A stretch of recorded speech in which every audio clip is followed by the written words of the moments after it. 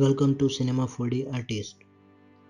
If you want to convert one selection into another, for example, create cube, segment x8, y8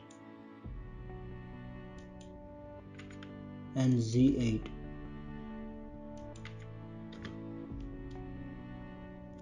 Now make editable. Now select